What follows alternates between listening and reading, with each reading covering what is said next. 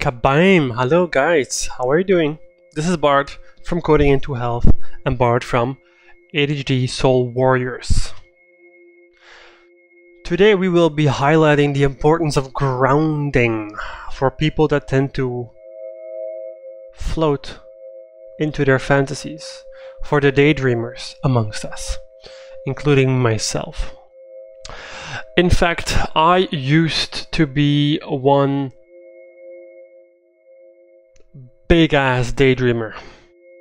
Especially as a young kid, I would be daydreaming all the fucking time in classroom.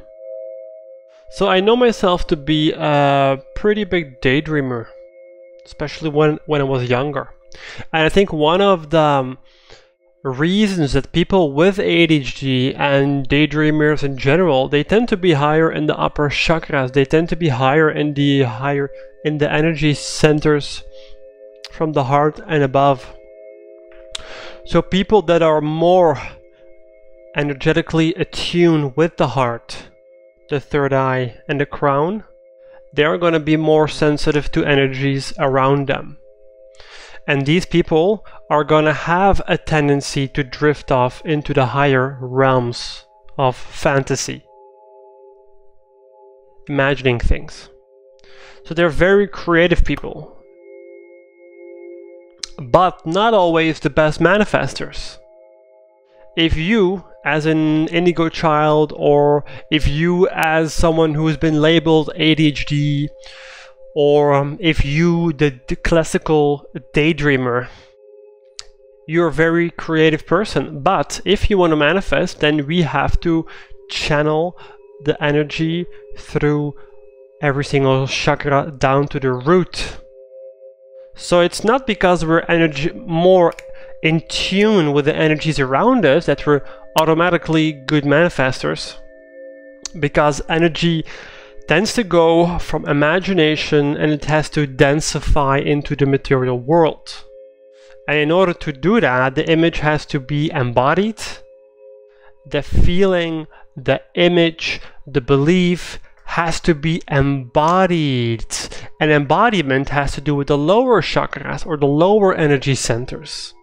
So if you are an empath, a daydreamer, ADHD, indigo child, then you have to work probably or most likely on the three lower energy centers, being the solar plexus, the sacral, and the root. Definitely the root chakra. Definitely the solar plexus and the root chakra. Because we tend to be disconnected from our present environment and we tend to be all up in our heads.